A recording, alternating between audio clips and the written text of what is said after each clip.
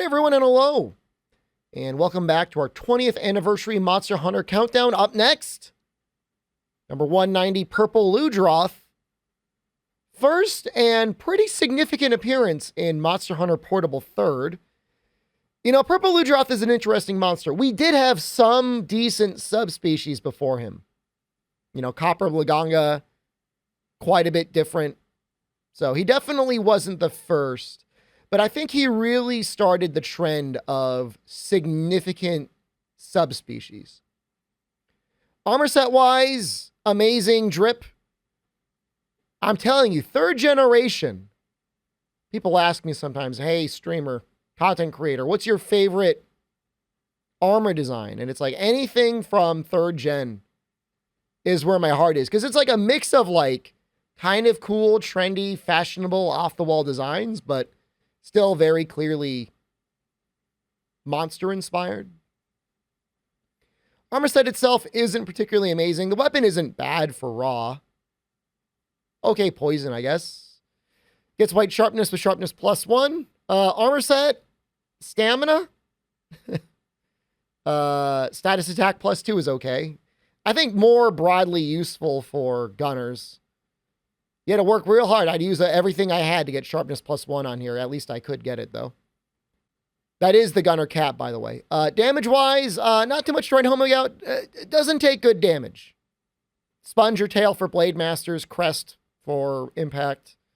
Fire overall. Not very weak to any statuses. That's okay. It's just Purple Ludroth. He's not, he's not that bad.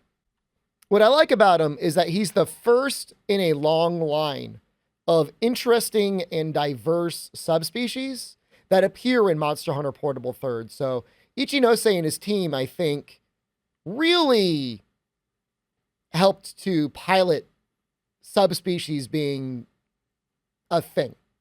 And Purple Ludroth is the first one you fight in high rank. And so for me, when I think of like the modern era Monster Hunter and what subspecies are today, I always kind of go back to like this one quest. This is your key quest that you got to do.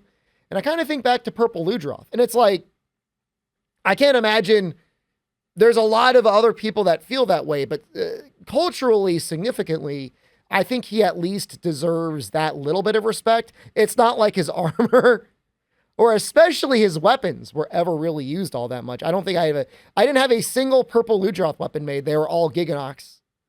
But, he's neat. I mean, you take your normal Ludroth and actually turn all of his abilities poisons. Now, nowadays, that would be very weak sauce. Nobody would get excited over like, oh, wow, it's Great Jagras, except he's resistant to water, and now you want to hit him with dragon. I don't know. They could give like Dark Jagras or something. Actually, that sounds kind of badass. But anyways, not to go off on a tangent. He paved the way. And then, of course, it's filled with a game with a lot of other interesting subspecies. Your Crimson Kuropeko. We already saw Steel Urgon and Crimson Kuropeko. Jade Baroth, but all of them take place in Portable 3rd, where they're like, we're going to make them good. Because you look at your Red Kezu, I mean, your Blue Kutku, until they got brought back in 4U, it really was just a different color. Azure Rathalos. I just realized we're going to have to do a video on Azure Rathalos at some point. So there's the head break. And try especially with subquests. I remember the head break being incredibly valuable. This isn't a Royal Ludroth quest, but I'm being brought back to the days of like farming up royal sponges and stuff like that for the farm and exchanging. So he's not particularly oppressive. With Lance, you're relatively safe. He does have some moves that have relatively strong knockback. And so guard 1 probably wouldn't be out of the question. It's out of the question on this set because getting sharpness +1 took all of my effort, unfortunately.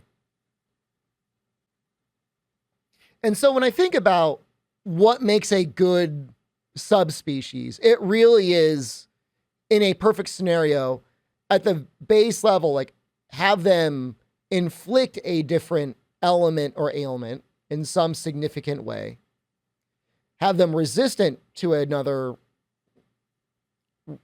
ailment or element as well. And then ideally change up the moveset in some significant way. I guess Purple Ludroth isn't too different. When he does his body slam, he will shoot out a little bit of poison, kind of in a cone that you don't really get from your normal Royal Ludroth as much.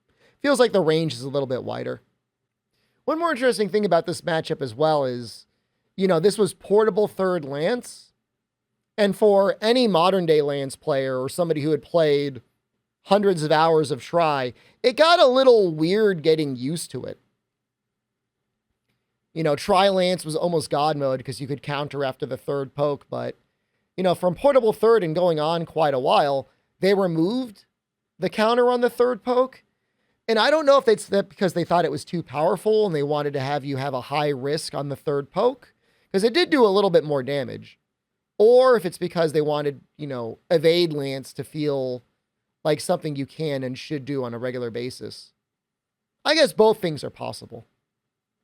His exhaustion is interesting. It doesn't feel like he particularly goes out of his way to actually recover his stamina. Normally, your basic Royal Ludroth will run over and put his head under the waterfall to rehydrate, but not him. I don't know. At the very least, I didn't see him do anything.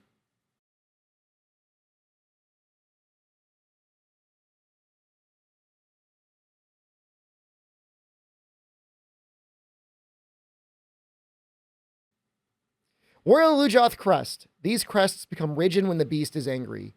Quantity indicates status. Plum spongy hide. Uncannily elastic hide. The purple coloring comes from the toxins found within. Purple Ludroth scale. A milk white scale from a purple Ludroth. The flawless ones are popular accessories.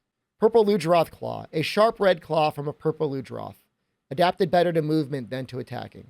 Okay, so that's it for Purple Ludroth. Again, not the first, but quite possibly one of the most significant subspecies that we've had in the series, just as your first taste of what they would be like in the future. Up next, Laganga. We were just talking about his cousin, Copper Laganga.